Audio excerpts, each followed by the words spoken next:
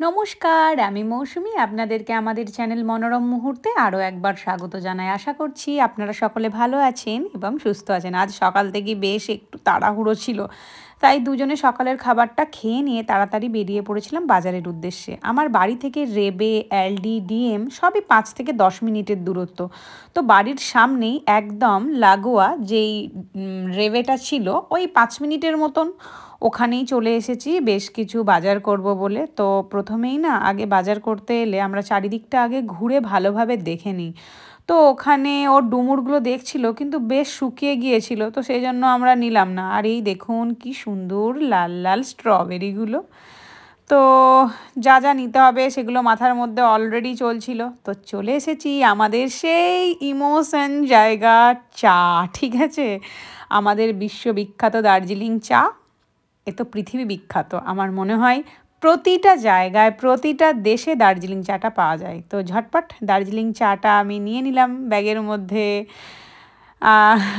দার্জিলিং চা বলতেই না নিজের দেশের কথা মনে পড়ে যাচ্ছে। তো আমরা যখনই কোনো জায়গায় যাই বাজার করতে, যদি বিশেষ করে আমাদের যে ইন্ডিয়ান সুপার মার্কেটগুলো হয়, সেখানে ইন্ডিয়া গেট দেখলে না সবার আগে আমি ইন্ডিয়া গেট জিনিসগুলো তুলি।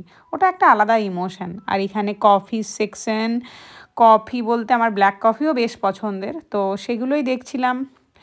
চারিদিকটা ঘুরে দেখছিলাম আর ভাবছিলাম নুডলের সেকশনটা কোথায় রয়েছে, ঝটপট খুঁজে নিতে হবে। চলে এসেছি নুডলের সেকশনে। নুডলস দেখলেই আমার বুনির কথা মনে পড়ে যায়, কারণ বুনি না অসাধারণ নুডলস বানায়। আমিও চেষ্টা করছি আজকাল ওর মতো সুন্দর বানানোর, কি জানি হচ্ছে কি না, হয়তো আস্তে আস্তে শিখে যাব। এখানে স্যামন মাছও নেওয়ার ছিল একটা। আর স্যামন মাছ নিতে নিতে হঠাৎ করে চোখ গেল কিন্তু আমার চিংড়ি সুন্দরীর দিকে। চিংড়ি মাছ নেব না তাই আবার হতে পারে? চিংড়ি মাছ দেখেই তো দুজনের মুখে এক গাল হাসি ফুটে উঠল। নিয়ে নিলাম একটা চিংড়ি মাছ। ওই দাম ছিল মোটামুটি 10 ইউরোর মতন, ধরুন ওই 900 থেকে 1000 টাকার কাছাকাছি। তারপর ওগুলো নিয়ে বাইরে বেরিয়ে এখানে ফুল গাছগুলো দেখছিলাম। প্রায় রোজই ফুল গাছগুলো দেখি জানেন, কিন্তু নিয়ে যেতে সাহস হয় না, কারণ আমাদের যেহেতু ব্যালকনি সিস্টেম নেই, তো গাছগুলো কোথায় রাখবো বুঝতে পারি না। প্লাস আমরা যখন বাড়ি যাব তখন গাছগুলোর কে পরিচর্যা করবে, তো সেই জন্য একটু কষ্টও হয়। এই দেখুন ল্যাভেন্ডার গাছ রয়েছে। আর এখানে তো প্রতিটা বাড়িতে খুব সুন্দর করে ফুল আর ফলের গাছ দিয়ে সাজানো থাকে। চলুন এর অপোজিটে ডিএমটায় একবার ঢুকি, একটা বডি স্প্রে নেব। তো ডাভের এখানে বহু বডি স্প্রে ছিল, ওই একটা বেছে নিলাম আর কি। আর বাইরের এই দৃশ্যটা দেখুন কি সুন্দর দেখতে লাগছে না? তো যেটা বলছিলাম আর কি, এখানে বেশিরভাগ বাড়িই দেখেছি আঙুর গাছে দিয়ে এত সুন্দরভাবে ডেকোরেট করে সাজানো রয়েছে যে গাছ থেকে আঙুর অলরেডি ঝুলছে। এই দেখুন, এটা আমাদের সেই ডাক্তারখানাটা বাড়ির পাশে। আর ল্যাভেন্ডার গাছগুলো কি সুন্দর হয়ে আছে। ও বলল বাড়িতে ও বাজারটা রেখে আসছে, দিয়ে আমরা বাসে করে একবার আমাদের যে ইন্ডিয়ান সুপার মার্কেট সেখানে যাব। গোলাপগুলো কি অসাধারণ হয়েছে দেখুন, দেখলেই যেন মনটা জুড়িয়ে যাচ্ছে। তো আস্তে আস্তে ও চলে এলো।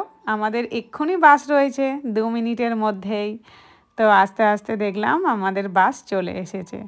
তো আমরা চলেও এসেছি কাইজার প্লাজে। তো এখানে যে ইন্ডিয়ান সুপার মার্কেটটি রয়েছে সেটা অ্যাকচুয়ালি শ্রীলঙ্কান। তো ওখানেই আস্তে আস্তে আমরা ঢুকলাম। ঢুকেই তো মাছ খুঁজছিলাম। তো এখানে বিভিন্ন রকমের মাছ রয়েছে, তবে বেশিরভাগ মাছই কিন্তু ফ্রোজেন। আর এখানে পার্লেজি, বিভিন্ন রকমের টোস্ট, বিস্কুট, কত রকমের যে ডাল, কত রকমের মশলা সব আপনি পাবেন। তো এখানে একটা না 9 ইউরোর কাছাকাছি একটা ভালো ইলিশ মাছ পেয়েছি। ইলিশ মাছ, একটা ইমোশন কাজ করছে, তাও আবার দামটা আমার দেশের থেকে একটু সস্তা। তো সঙ্গে সঙ্গে দুজনে মিলে ওটা নিয়ে নিলাম। আর এখানে বেশিরভাগ বাড়ির সামনে আমি দেখেছি চেরি ফুল, মানে চেরি যে ফল, সেই ফলের গাছ প্লাস আঙুরের গাছ, বিভিন্ন রকমের ফলের গাছ দিয়ে সাজানো। কিন্তু আমি খুব একটা বেশি কাউকে মানে পারতে দেখি না, ও নিজেই হয়ে পড়ে রয়েছে। কিন্তু আপনি চাইলে খেতেও পারেন, কোনো রকম কোনো সমস্যা নেই। আর প্রচুর ফুলের গাছ রয়েছে। আর এখানেতেও দেখুন বহু ডাল। আমি কিন্তু সব ডালের সত্যিই নাম জানি না, যে যে ডালগুলো আমরা খাই সেগুলোরই জানি ঠিকঠাকভাবে। এখানে তো আমি মনে হয় আমার একদম প্রাণভোমরাটা পেয়ে গেছি মুড়ি, যেটা ছাড়া আমি চলতেই পারি না। জানেন, যখন প্রথম এসেছিলাম, এসে আমি মুড়ি একদমই ছেড়ে দিয়েছিলাম। এখন তাও 2 সপ্তাহে একবার হলেও খাই, কারণ আমার মনে হয়েছিল যেটা আমাকে ছেড়ে দিতে হবে সেটা আর খেয়ে কি হবে। তো আমার বাড়ি থাকতে কিন্তু রোজই মুড়ির আসর বসতো বৌদির বাড়িতে। মুড়ি মাখা মানে কি বলবো, একটা ইমোশন ব্যাপার, এরকম একটা ব্যাপার। তো এখানেতে আমরা ঠিক এর অপোজিটেই, নিউ সেরোনার অপোজিট দিকেই ছিল আরও একটা বড় রেবে। এখানে কিন্তু শপিং মল বলতে শুধুমাত্র জামা কাপড় এরকম নয়, এখানে রেস্টুরেন্ট রয়েছে, বহু কিছু রয়েছে। ডিএম পাবেন আপনি, রেবে পাবেন আপনি, মানে খাবার যাবতীয় জিনিসও আপনি এখান থেকে নিতে পারবেন। আর এই রেভেটা ভীষণই বড়। আস্তে আস্তে করে কিন্তু আমাদের নিচের ফ্লোরে নেমে যেতে হবে। ওপরের দিকে রয়েছে ডিএমগুলো রয়েছে মনে হয়, যেখানে আমি আপনাদের আগেও নিয়ে গিয়েছিলাম যে মেয়েদের যে কসমেটিক্সের জিনিস সব থেকে বেশি ভালো হয় ডিএম থেকে। তো চলুন আস্তে আস্তে নিচে নামা যাক। দেখেছেন কত বড় জায়গাটা জুড়ে, তো ভেতরেও অনেক স্পেস রয়েছে। চলুন আস্তে আস্তে এবার ভেতরে ঢোকা যাক। এইটুকু কুমড়ো, এই কুমড়োর দাম শুনলে মাথা খারাপ হয়ে যাবে। আসলে এখানে না সবজির দামটা একটু বেশি। আর এই দেখুন বেগুনের দাম 1.29। তো যাক, আস্তে আস্তে বেশ কিছু নিয়ে আমরা বাসে চেপে গেলাম। বেশ ক্লান্ত লাগছে জানেন, বাড়িতে গিয়েই আবার রান্নাটাও বসাতে হবে। এখানে কিন্তু আপনি কোনো কাজের মেয়ে সেভাবে পাবেন না, যেটা আমাদের দেশে হয়ে থাকে। এখানে সমস্ত নিজের কাজ নিজেদেরকেই করতে হয়, এটা বেশ আমার ভালোই লাগে।